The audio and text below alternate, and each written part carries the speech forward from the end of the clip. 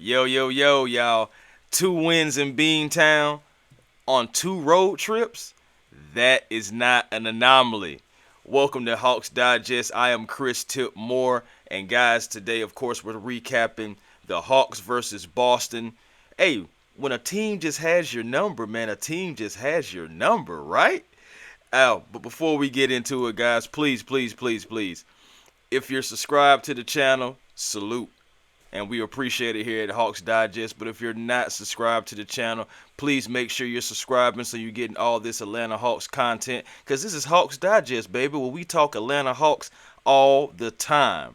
But yes, let's get back into it again.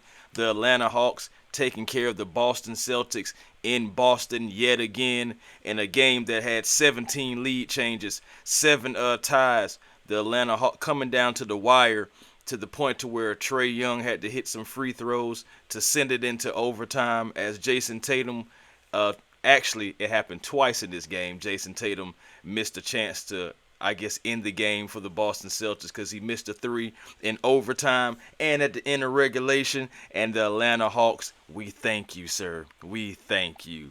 Yes, sir. 119 to 115 again. The Atlanta Hawks take care of Boston in Beantown at the TD Garden Waterhouse. Come on now.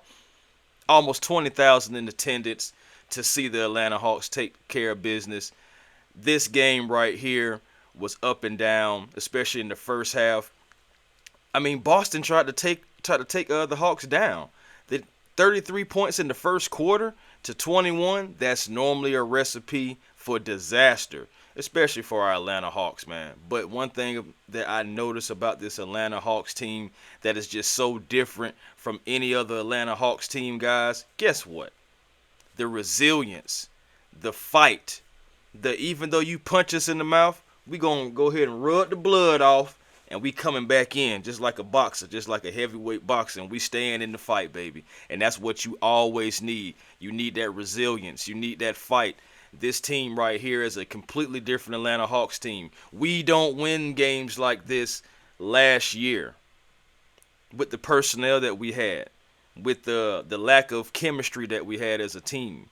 This is a young Hawks team that has fight, that has that tenacity, and they're led by a guy like Trae Young, right?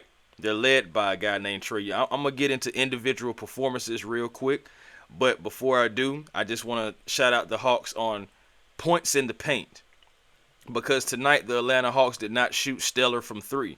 And again, I will say it now, and I'll say it again, and I'm pretty sure anybody else that watches the Atlanta Hawks, like really watches the Atlanta Hawks, they'll tell you, we're not a great three-point shooting team, but at the end of the day, when we got to have it, sometimes we just get it. And tonight was no example of anything different than that. The Boston Celtics, they shot 52 freaking threes, but that's to be expected because they get up the most threes in the league. Their number one smooth groove jam is to get the three ball up and active at all times. Out of 52 threes, they only hit 15. That's only 28% from the field. You'll take that. You'll take that day and night against a team like Boston who loves to shoot threes. Because Atlanta, we only hit 9 ourselves. We only hit 9 threes the whole game ourselves. So what does that tell you? The Atlanta Hawks had to do things in other places. Other places like where? Like the points in the paint. Something that the Atlanta Hawks have been dominating mostly all season long.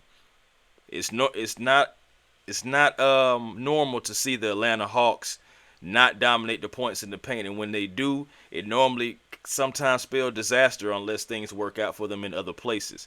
But in this particular game, 60 points in the paint from the Atlanta Hawks to 42 for the Boston Celtics. One thing that two things that kept Boston into the game was being able to get out into fast break points. 21 to 14 in favor of Boston. Then you also had the points off turnovers, 20 to 15 in favor of Boston. But because the Hawks, they had 17 turnovers, Boston only had 14. So that's something to talk about as a talking point. Because if that didn't happen, maybe the game wasn't as close, you know. For the Hawks, though, they did get 44 bench points. That's another category the Hawks have been able to take care of. I'm just going to say it. The Atlanta Hawks have the best bench rotation right now in the NBA. And if they don't, then guess what? I guarantee you they're top 5. And dare I say top 3. Because when you got guys coming off the bench, firing at all cylinders, guys returning to the lineup. Oh, yeah, we had guys returning to the lineup today. So let's talk about that real quick. Let's go here. One guy that we have to talk about, of course, Ice Trae Young. Ice Trae Young. You know what's going on, man. Ice Trae Young going out there doing his thing, doing his thug deals as he always do, giving the Hawks yet another double-double. He was 10 for 23, 3 of 10 from the three-point line. That's only 30%. I have nothing to say about that. But guess what? Those threes that he got, they were timely. Of course, you know, he was perfect from the foul line. You need that because it was only a 4-point win, so you needed every last point against the Boston Celtics.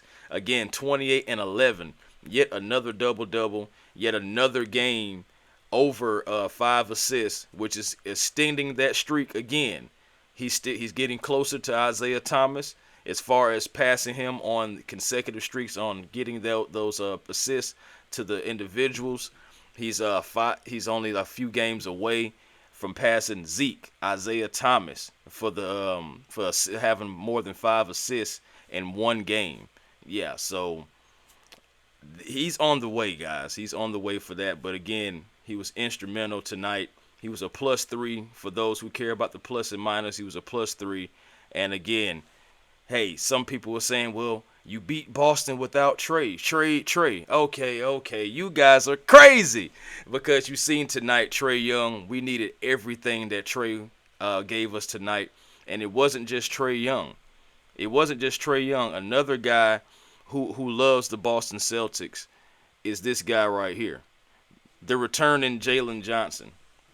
Jalen Johnson posted this right here on his IG channel before the game, indicating, hey, I'm coming back. It's a good possibility you're going to see me back. When I was looking at the injury report coming into the game, you seen that the Atlanta Hawks was expecting Jalen Johnson back. He was questionable, and that was good enough for me. Because one thing that the Atlanta Hawks was missing on that last 6-game road trip was this young man, Jalen freaking Johnson, coming back off of injury, giving you 13 rebounds, 11 of those on the defensive end, 14 points as well, being a difference maker in 37 minutes. You know, coming back from that bum shoulder, and he gave you quality minutes. You needed your number 2, as Trae Young is the head of the snake. Still, you needed that to happen. Thank God that JJ was able to come back. We need him to be healthy moving forward, guys. The Hawks' success going forward depends on a healthy team. Up and down. It depends on a healthy team. If we don't be healthy out there, it's going to be tough sledding. Tough sledding, guys. Let's talk about Dyson Daniels for a second, the great barrier thief. Well, you know what he stole tonight? Stole the hearts of all the Boston Celtic fans because he was 11 for 14. That's 78% from the field, good people. Now, he was only 1 of 3 from the three-point line, but that 3 was timely. Yes, it was. 23 points for Dyson Daniels, another guy who just loves that Beantown cooking. Another win for the A-Town in Beantown, with Dyson Daniels being a focal point of the offense. Last time, Dyson Daniels had his career high versus Boston. This time, he's still going to drop 23 on you like Jordan. You know what I'm saying? To help Trae Young and Jalen Johnson out. You know what I'm saying? Being that third piece. And they also got the returning DeAndre Hunter coming back, who also gave you good quality minutes off the bench as well. 16 points for the 6th man of the year candidate. Only 1 for 8 from 3, 6 for 14 from the field, but he was coming back off of injury as well with that left foot soreness. So JJ and DeAndre Hunter was coming off of injury. Dre, I think he was a little bit still kind of hobbled a little bit. I believe so, coming off of that foot soreness. But he is still going to be a focal point moving forward for the Atlanta Hawks, and he was instrumental tonight. Those are 16 big points that you needed off the bench, and if you don't have that, you may don't beat Boston. But I got it. Before I get up out of here, I have got to give a shout out, personal shout out right here, face to face, to Onyeka Okongwu. Double O has been playing good basketball, y'all. Double O has been playing good basketball. Really, since the Phoenix series, and I say series because, remember, we had the Phoenix Suns, and then we had the ice storm that prevented the Rockets game on this past Saturday. Then we had to play Phoenix again this past Tuesday. So, that's why I say the Phoenix series. But, since the Phoenix Suns, Onyeka has been playing out of his mind. Seriously, he had another double-double tonight. 19 points, 13 rebounds, with 8 of them being on the defensive end. Come on now, he still even gave you 2 assists, and he had 4 huge blocks tonight. Onyeka, keep playing like this, man, because that is the Onyeka Okongwu we need. That is the Onyeka Okongwu that there was whispers about, can he take that starting center position from Clint Capela, who played 20 minutes tonight and only was 1 for 4 and gave you only 3 points.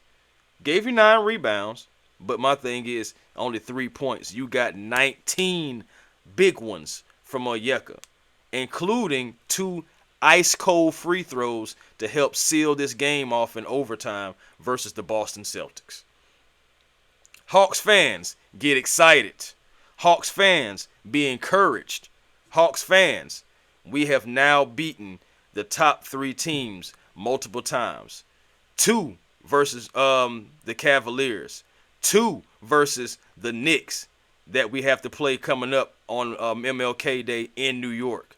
That's another story too that I didn't want to talk about, but on another day. And also 2 wins now against Boston. Again, like I started, and I'm going to finish it like I started it. 2 road wins in Beantown is not an anomaly. It's not. This has been Hawks Digest. I am Chris Tipmore. Just keep on flying, man.